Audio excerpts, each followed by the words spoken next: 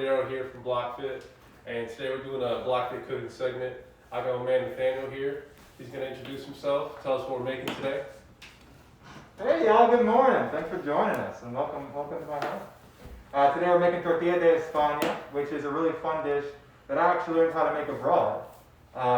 So if you have ever been a part of hostel culture, especially European hostel culture, it's pretty fun. If you're in your 20s, if you're younger, if you just want to travel for cheap, hostels are the way to do it, right? You go there and it's just like dollars to stay for a night in a room. And the room's full of all these other folks. But there are all these other folks from speaking all these different languages, coming from all these different cultures. And the kitchen, if you go to the kitchen in the morning, what you're going to see all these different folks from all these different countries cooking these amazing dishes. And if you want to learn how to cook, you just go there in the morning and you watch. And you see all these different cuisines being made. And one thing that was made over and over again while I was traveling throughout Spain was Tortilla De Espana. So, effectively, it's kind of a deviation of an omelet, but it's a lot higher. The core ingredients are eggs, potatoes, onions, parsley. And you can throw all sorts of other things in it.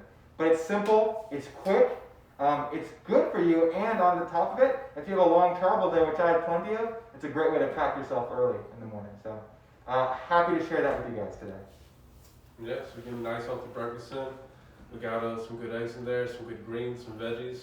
Nate's gonna have at it. He's gonna prep and take it through step by step on how to make this, and we're gonna watch. Let's get cracking. Let's go. Word. Do you want us to talk about the groceries that we purchased? Oh yeah, talk about the groceries real quick. Yeah. So to make this, we got all the groceries over here, more or less, that we have, and we got some parsley right here.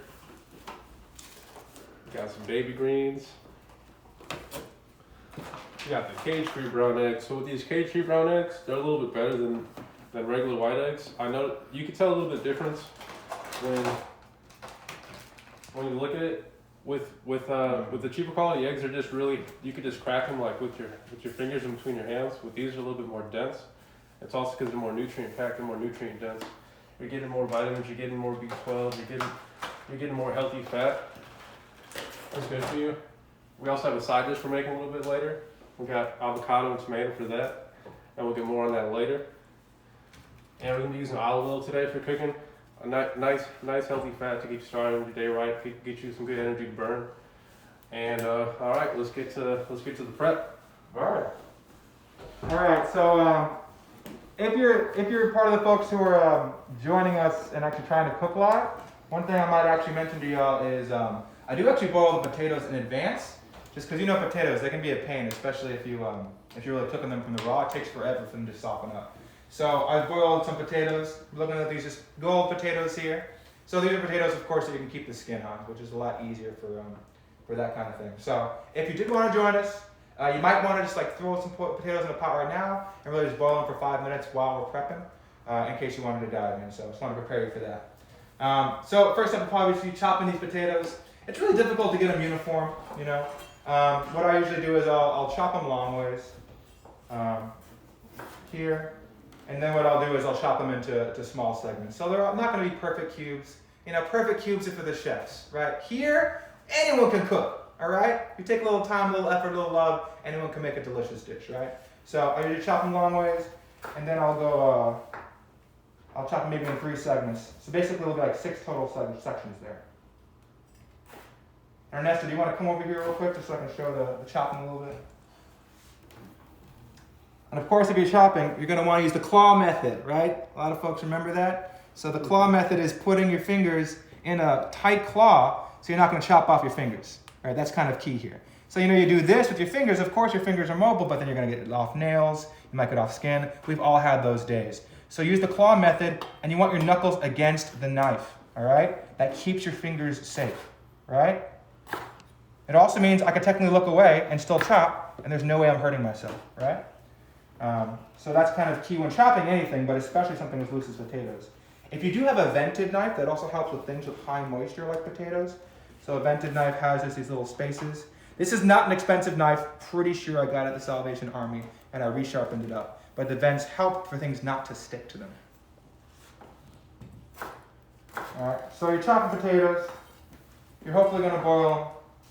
And then you'll have, oh look, it's magically done. Wow. So you have these cubes here. We're doing kind of chopped potatoes. They're not fully diced. This is a dish where you want to taste the full power of the potato. So if you dice it too small, it'll kind of blend in with the onion. It'll be a very nice omelet, potentially, but not this tortilla de Espana, which is really about bringing out the potato flavor. So you're gonna want that. So you're chopping your potatoes. They're a little boiled, so they're soft, but you don't want them to the point where they're mashed potatoes, where you touch them and there's no integrity. I can squeeze these a little bit, and they give, but it's not like gonna fold in my hand, right? That'd be a massacre. Of course, you have the onion. I like yellow onions better because they're sweeter. Ironically, not using the Spanish onion for the Spanish dish. Right, so my method for this usually is cutting it in long segments and then chopping it, because of course onions, as you look at them, have their own chopped rings. So you want to actually use the power of the onion's natural ability for chopping that. So you used to cut it longwise, and then using those actual rings with you. Again with the claw method. Just to kind of get that into smaller pieces. There you go. Oh no! And of course take off that outer layer because that slips. And slips mean cuts! You don't want that. No cuts up in here. No cuts! Alright. So, with the onion here, this is not a dish that needs to be finicky in terms of your onion size. Oh my goodness. Oh no, making a mess. We can't have eggs without mess. So they can be chopped, they can be fine, kind of however you want onions. I used to make guac for my friends and they said I basically chopped an onion 4 times and threw in the guac. And they've been making fun of me that for years. So do you, boo. Of course, if you also have any kind of chopper that could make this easier. The one thing problem I have with these guys is sometimes they get a little too fine. So just get them a couple times if you're using this method. And they should be good to go with the onions. So we're going for a half cup of onions, maybe a little bit more. You're going to want to use that just to kind of soften them in the olive oil. Add the potatoes, soften them in the olive oil as well. And that's the base of your dish before you add the eggs. So don't be that guy who's like, oh, I know the ingredients, onions, potatoes, parsley, throws them all in with the egg, and hopes it's going to be a bad dish. All food have different cooking times, right? So you want the longest time for the onion, second longest time, but maybe matched for the potato. For the parsley, which we have here, we actually have 2 kinds of parsley, we have flat and curly. You're going to want to do that also near the back end. You don't want to burn through it too much. So right before the egg, you'll add the parsley. When I was cooking in Spain, I was like, oh, all these guys in Spain and Morocco are using this parsley all the time. So I would just chop it and throw it in dishes, not knowing that these are horrible. You don't want the stems. They make it, it's like you're eating grass. That's right? true. I made those before. Not good. It's not good at all. So what you're going to want to do is you're going to want to either chop it off or tear off the top, right? Whether it's curly or flat, and you're going to want to chop that there. Yeah, so we'll just do that, a little bit of that. Yeah, I'll chop some parsley. Nathan, anything you want to add to this mix? No, it looks pretty good. Yeah, I mean, those at home, don't cut yourself and be safe. Don't make a mess like my man Nathaniel over here. That's right. Onions on my floor. Yeah, I mean, he has a little fancy chopper, but you know, if this was me at my house, I don't got this. So I'd be cutting stuff with my regular knife, but whatever works for you at home. So I'm going to just do a handful of parsley here. So I'm ripping off the tops. So yeah, kind of a bunch here. And you're going to want to maybe use about half of that, depending, just for the greening of the dish. And then a little bit for garnish. Garnish is real key. Even if you're cooking at home for yourself, you want to look at your dish and be excited to eat it, right? You have that Little Caesars pizza. It looks like trash. Honestly, it probably tastes the same as the other Little Caesars pizza, but all of a sudden you don't want to eat it, right? No disrespect to Little Caesars though. We grew up on that. We may not eat that now all the time, but when we were kids, we didn't know better. That was heat. Syrup sandwiches and Little Caesars. Struggle.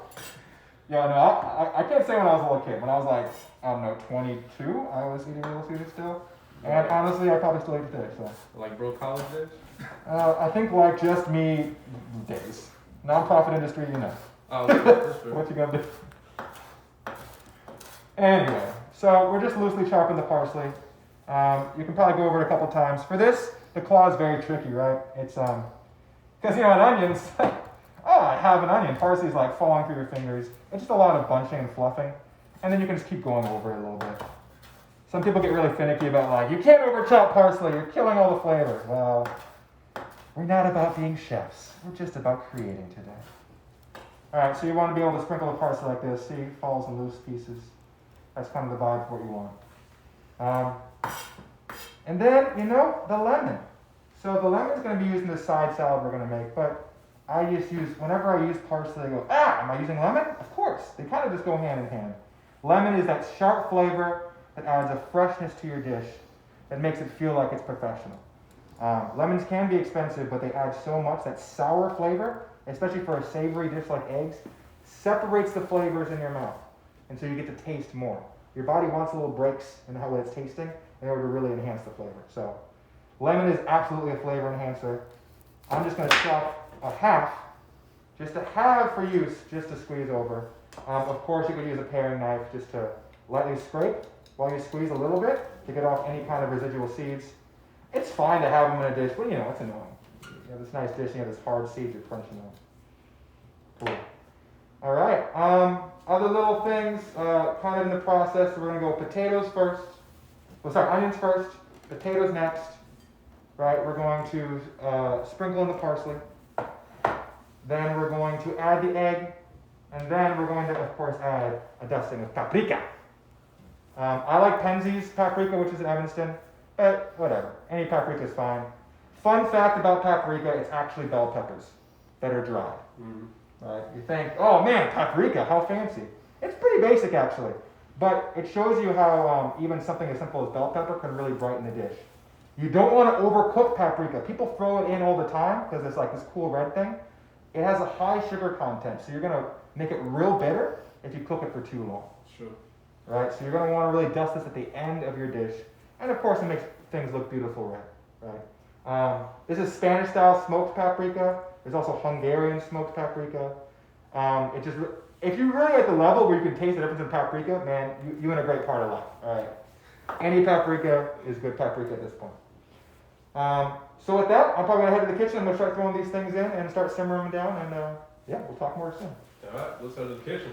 All right. Put these onions on the plates.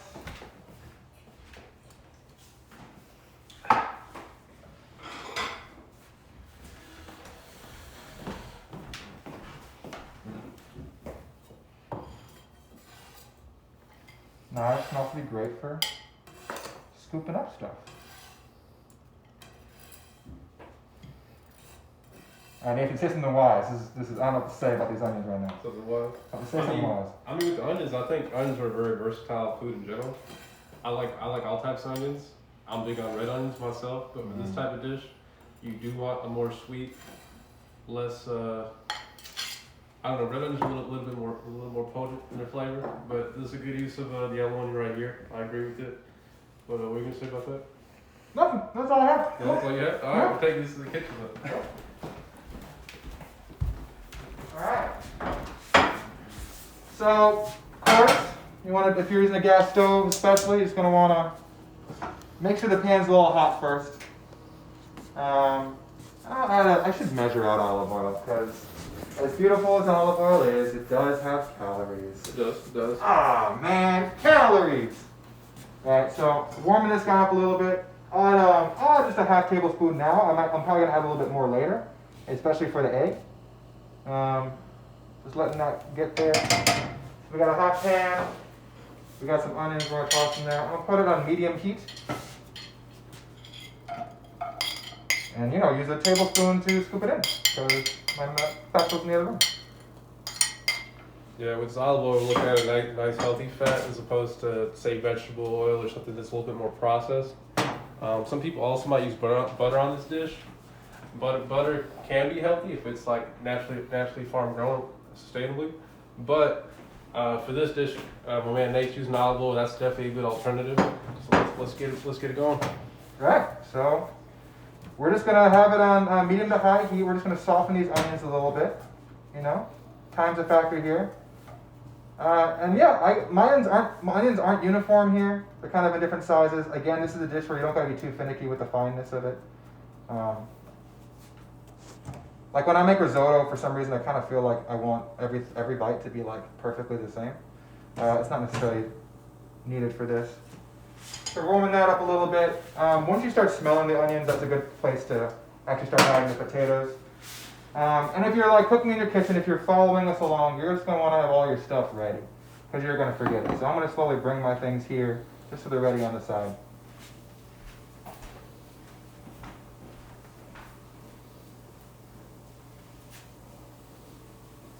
Oh no, we didn't talk about the cheese. Oh, we do not. What cheese we using? Using mozzarella, correct? I think so. Yeah, so with mozzarella, that's just more so for a touch for flavor. You don't have to necessarily use cheese. A lot of people do in this dish. So we're just using that to just spice it up, give it more flavor. Not necessarily the healthiest, but it is going to taste good. I'm not going to lie.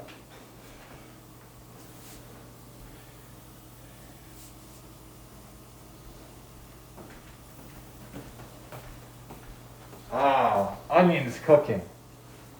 What a life we live. Alright, and I add these potatoes in.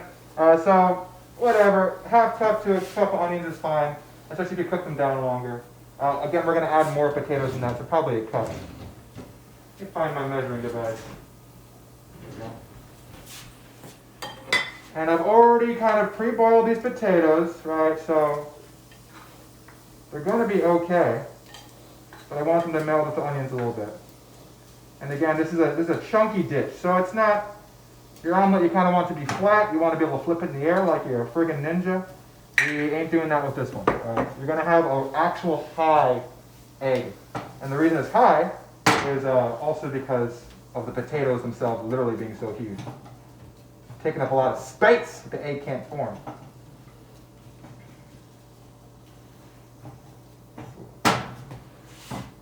All right. So this might be a good time just to add a little salt and pepper. Why not?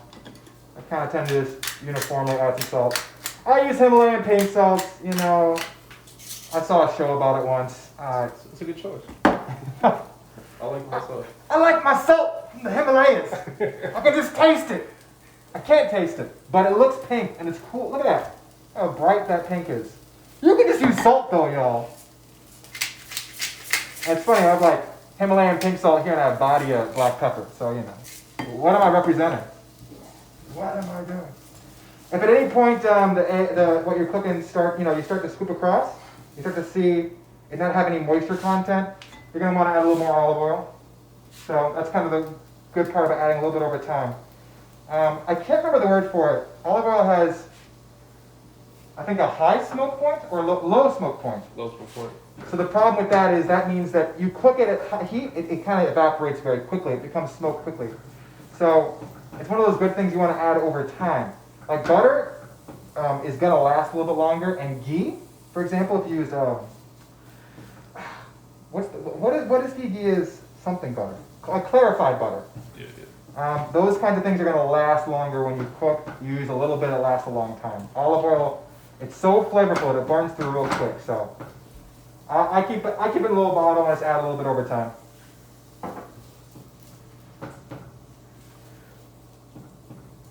All right. So I'm back to a little bit more moisture. I'm gonna give this like, I think another minute.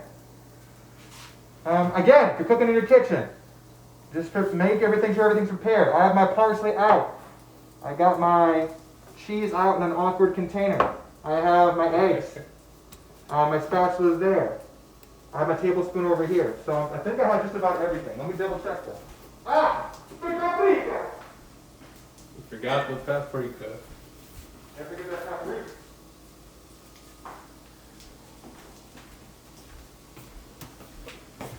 My paprika is ready for the seasoning, and I have my little zest of lemon, which I'll add. I'll add probably right before the egg, so that's probably on the parsley phase. You splash some onions on the floor, it's okay, y'all. You can always sweep it up. Okay, so I'm seeing kind of a little bit of lack of moisture here. I'm going to add some parsley, so it's a little fluff here. So you're going to see this beautiful myriad of colors. You're going to see some white and yellow potatoes. You're going to see some green. A lot of bright flavors here. And I'm going to add again a little dab of olive oil. Oh my goodness. We'll even turn on the light. Wow! It's looking good. It's a rainbow in your kitchen, y'all.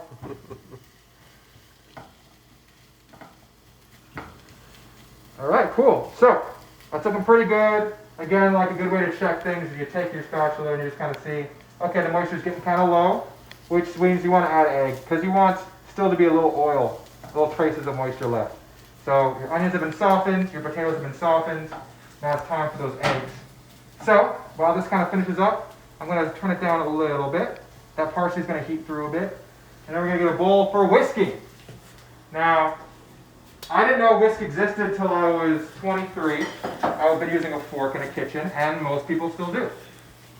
I no problems with that, but if you have a whisk, it is very nice.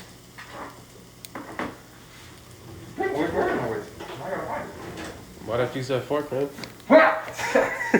And now, it all comes back around, you know. You get humbled real fast around here. You know. Talking about smoked paprika, talking about syrup sandwiches, it's all the same story. All the same story. Alright, so 4 to 6 eggs. I'm going to add a little bit more just because I want this homemade to be hot. So I want it to be real big. And this is a meal for 2 people for sure. So if you're a person who eats 3 eggs, you know, go for it. Go for it. So you're going to do 4 to 6 here. Of course, whisk up your eggs with your fork or your whisk. Of course, the idea is, that's the sound you want to hear. Alright, you want that all kind of be uniform through. Don't be that homie who just throws the eggs in and scrambles them later. Then you get these whole portions with yolk, and yolk is such a powerful thing, you want to spread that uniformly. Secondarily, this meal can be made with egg white instead if you want to cut out a lot of calories. You have to add a lot more seasoning though, because the egg yolk in the egg is so powerful. Alright, you have your onions softened, you have your potatoes softened, the parsley's been integrated. Alright, I have a little onion peel. Alright, you're pouring over these eggs. Oh, baby. There it goes. Right. Okay, so, kind of key here, you might want a soft spatula, because as this thing works itself, you're going to need to work around the edges of it in order for it to work well. So take a spatula, whatever you got, you flatten out the ingredients first.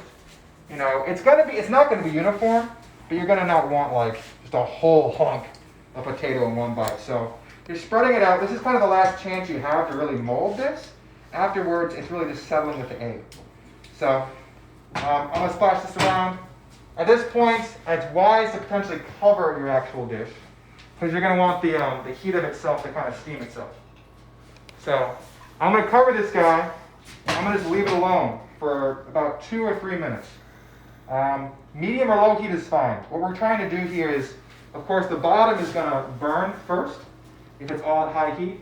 So you want to create a low heat, and you want to add the cover to create an atmosphere where everything's sort of cooking at the same time. What we're going to do is we're going to touch it up, and we're going to come through with a soft spatula, and we're going to hit around the edges of it, and also get under it, and add the liquid from the top of it to go under it. So the idea is, you don't want blackened bottom eggs, soft top, that's gross, right? So you want to have it all uniform. Yeah, so we're going to spend a little time just kind of sitting here with this. Nathan, what you got for us, man? Yeah, so right now, like I said, like my man Nate said, we're letting it sit. Cozy at home, looking at all the eggs. It can seem like a lot, but like you said, this is a dish for 2. So with eggs in mind, with a lot of eggs, you're looking at about 3 for your daily value of like cholesterol for a day. So you wouldn't necessarily go for like 4 or 5 for yourself, unless you're doing some crazy training regimen. That's what you're doing. But I'd probably stick to 3 or less. But like I said, this is a dish for 2. So Nate out here used, I think he used 6 eggs. 5 eggs. I stand corrected. And split between 2. That's a good number. But we're just gonna let it sit here for a while. We got all our ingredients a little used up over here. It's a nice kitchen my man Nate has. It's alright.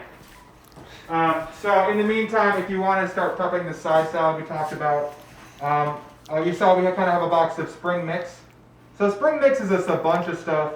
I think the key factors of it are red leaf lettuce, spinach, arugula, and then chard. They have other things in there, but those things are the kind of the key ingredients. The red leaf lettuce gives you the crunch. The spinach gives you that bitter flavor. The chard gives you a lot of sour flavor. People usually hate chard on their own, but it's really interesting. In a salad, it's a bright sour flavor that really enhances the dish. So it's something you want to have in little quantities. And the arugula, I just love arugula. I know there's a lot of health benefits to arugula. I don't know what they are, but I know it's really good for you. It is. So that's kind of that's the side salad you're going to prepare. So it'll be that. It'll be tomatoes. So I'll put this over here too. Put to the side. Yeah, I mean, if you have access to getting some healthy greens like this, go ahead and get them, as many greens as possible. You can never go too much on greens in your body. I like arugula so much, I kind of want the majority of the dish to be arugula. So I have the spring mix, and I picked out the arugula, and I actually added more.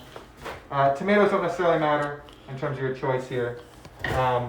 If you can, of course, if you have the capacity, again, heirloom tomatoes are the best. They're expensive. Heirloom tomatoes are like really like organically grown natural tomatoes. They look crazy. They're all different shapes because that's how nature works. It grows things in weird ways, not the uniform ways you buy Roma tomatoes.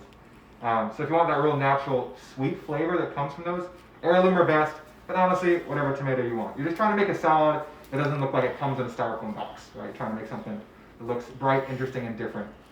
Because again, all this is kind of that psychological impact. If it looks more beautiful, your body might want to eat it more. Of course, we have avocado that we're going to add to it. And then the vinaigrette we're going to make is very simple. It's just, it's equal parts olive oil, white vinegar, and then you're going to add juice of a full lemon. This is not something you're just going to want to sip. It's so powerful. It's got a lot of sourness to it, but it's going to be a way to have a low-calorie, interesting dressing to the salad you're having. Sure. So the savoriness of the avocado plus that sour flavor of the lemon is really going to brighten up that dish and make you want to eat more. So we're going to increase your appetite. All right, we're going to check back on our eggs here. Oh, baby. All right, so what do we see? So we see on the edges that it's getting a little, it's starting to stick. So this is where we have a soft hero spatula here, and I'm cutting it on the side. So I'm just kind of peeling it off. I don't want any of it to burn. And if I shake it a little bit, what I should see is it's created a kind of bowl for the egg. So the egg is liquefied on top, but it's solid on the side. So what you're going to do is get your spatula in without bending the actual thing, and you're going to literally use gravity to pour all that liquid egg in the bottom. And then you're going to use gravity to get it literally in the center of the pan. Right? So you're just going to do that as necessary throughout. Pour, so right, tilt, make sure it gets to the bottom. Cool, all right? So again, this is a little bit of the process. You don't want to go all the way in because you don't want to, this might break at some point. It's not the biggest thing, but it looks so nice in a nice circle. We're trying to keep it there for as long as possible. So right, so we're dipping that in, come in here, cool. All right, so it's getting pretty close at this point. So I'm going to give it about 1 more minute on this guy, and then we're going to do the flip. When you flip it, do not be a hero, all right? You see those chefs with the omelets, flip it in the air and catching it. Yeah, that looks cool on camera. In your kitchen, it falls on the floor. Hey, guess what, everyone? No meal for anybody, all right? It's just not worth the risk. What I would just say is use a plate, right? You're going to use a plate. You're going to slide it on the plate, and you're going to flip it back on. It's a much safer way to do it. You want to be a hero, you know. You'll get there. You'll get there, everyone. But you start with just making it nice first. All right, so you got this. Again, there's edges. Work on the edges a bit. Make sure, this is the tricky thing, because we want to be able to pour it over on this plate and not have the middle stick. You know, it's that very risky thing. So, I'm going to take it and literally flip it here. Okay, so not bad. So, just about kept its shape. Got a little fold here we can probably fix. Oh, baby. Take that right under, fix it. Nice right, and smooth. There. So we got it. Look, it's not burned. It's looking good. And look at the bottom. Only got a little bit here. So that meant we did a good job with our timing with the olive oil too. So now we're going to slide this baby back on to cook the bottom. Oh, you hear that sizzle. All right. This is the finishing phase. That means it's time for our 2 ingredients. First off, we're going to add a little cheese. Just that cheese on there real quick. Dust it. Salt beta. Oh, man. Look at that. A little mozzarella. All right? And then we're going to add what I said was that paprika. A little dusting here, too. Get that little flavor on there. Oh, my goodness. Paprika. So paprika, again, it can add a lot, especially with the smokiness of the flavor. And look, it just looks so dang pretty. It does. All right, so you're adding this mozzarella. I'm really gonna turn this thing down to low. I'm just trying to finish the bottom a bit. So whatever low heat you got, I'm just trying to finish it. I'm not even gonna really cover it. Cool. And then you can add this also when you plate it as well, but the parsley that I told you to keep, that's gonna be for that garnish. So you're gonna wanna see yellow for the egg. You're gonna wanna see the paprika that reminds you of smokiness. You're gonna want the savoriness of the mozzarella, and you're gonna want the green of the parsley. Your garnish and how your dish is presented makes you want to envision what it's gonna taste like. And that gets your mouth watering, right? So if you look at this now, real quick, you're gonna have a little bit of that. And did we forget? No, of course not. A little zest of lemon on top, right? All right, so that dish should be done. So I'm gonna transfer it to a clean plate as smoothly as you can.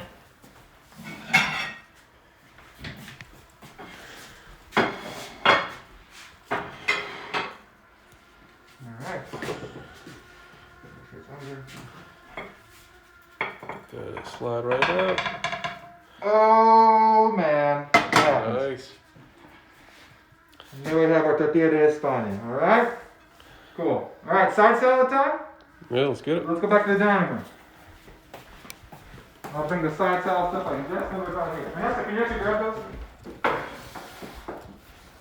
So my cutting board's a mess. If I was a little bit more disciplined, I'd clean out my cutting board every time. That's why you have a huge friggin' cutting board, because you just, hey, get out of my way, homie. Oh, that's it. Alright, so with the salad, we're probably gonna want a bowl also to put it in for the final piece.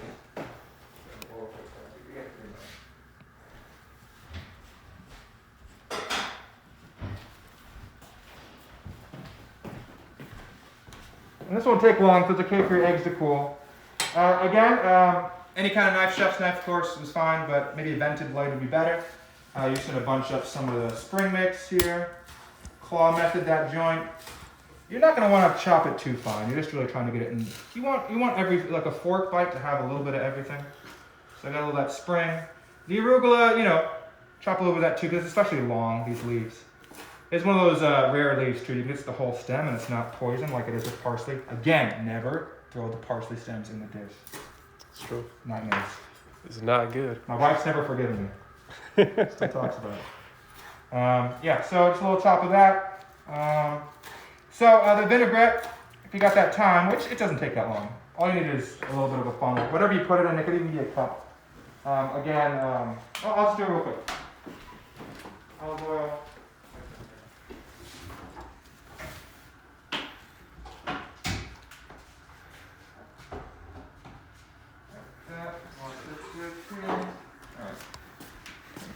Oh, what is this one? This is cute. Alright. So, we got white vinegar, we got some olive oil, and then we have the lemons. Alright? So, you're just going to basically add a little bit, say a half tablespoon of the white vinegar. You're going to add that olive oil. Equal parts is important. Whenever you make a dressing, it's equal parts oil and vinegar. Almost always, right? If you got a cool squeezer, right? If you got like a thing to use for lemons, that's helpful, right? To squish it. But of course, you just let it squeeze it. The problem is you just might have to use more than one lemon because the juice gets everywhere. You get a little bit of more of a uniform squirt with you the juicer like this.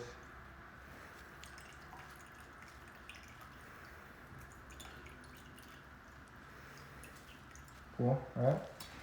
And I'll do a full lemon because again, we just want this explosive flavor. For what normally is just kind of, okay, chill greens, and then you have this lemon, and you just get so excited. Cool, alright, so, there, probably switch that around. And I have this golden thing here. And a lot of the pulp is going to rest in the top. Mm-hmm. As I did with this one, I made this one yesterday, and it kind of rises always. And so now you have this zesty thing that you can add to a lot of stuff, but also it can just be that way to highlight your dressing. So we chopped our arugula, we chopped our spring mix here. I'm gonna chop the tomato real quick. My cutting board is filling up. For the presentation, this is a freaking big tomato. You might want something smaller. You're gonna want to cut it in wedges. Yeah, you're probably not going to use the whole tomato. Not using the whole tomato. And the idea is, again, you're trying to create that perfect bite, right? So you're just going to add little dashes that are going to make it. Some people, for salads, might decore the tomato. What that means is, I'll show you on this one, is you're going to kind of basically cut out the juicy center, which sounds like kind of crazy, but you want the juicy center, you want this pulp. A lot of times for salsas, for sauces, especially in Italian cuisine, it's so powerful. But for something like a salad, you don't necessarily want all those seeds rolling around. So you might just really want this husk on the outside. So it's really up to your preference. This part, I think I will actually take out the pulp. Let's pop these guys in here. So, got a little red in there. Brightening up your day. And don't worry, the Tortilla De Espana is still mellowing out. It's enhancing its flavor, just sitting there. And of course, we're going to add some avocado.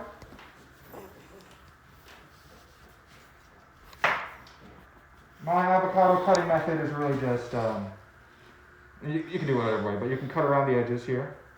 Everyone cuts them differently, I've noticed. Yeah, and I try to get under, similar with the Tortilla De Espana, you get under it. If the husk is the pan, right?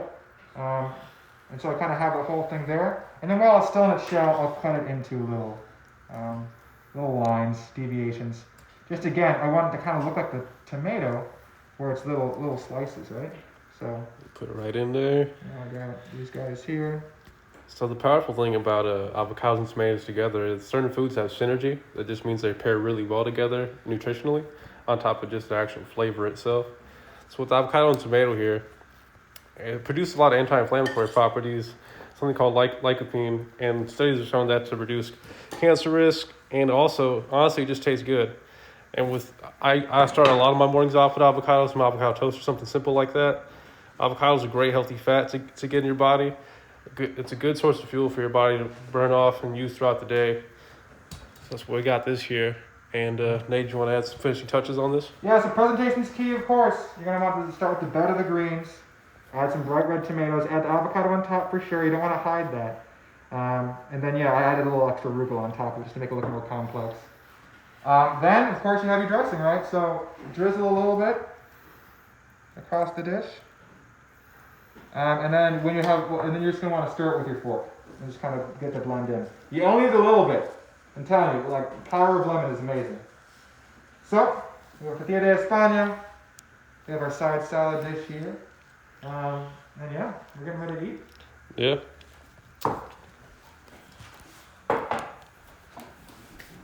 All right, everybody. That is our meal for the day. Healthy cooking. We'll probably be back with some healthy cooking down the road. But shout out to my man Nate cooking up this fire right here. Next week, we'll be back with another Blockfit segment. You can check out for mental health. Get your mind right. Stay tuned. 9 a.m. next Saturday. See you there. Thanks, y'all.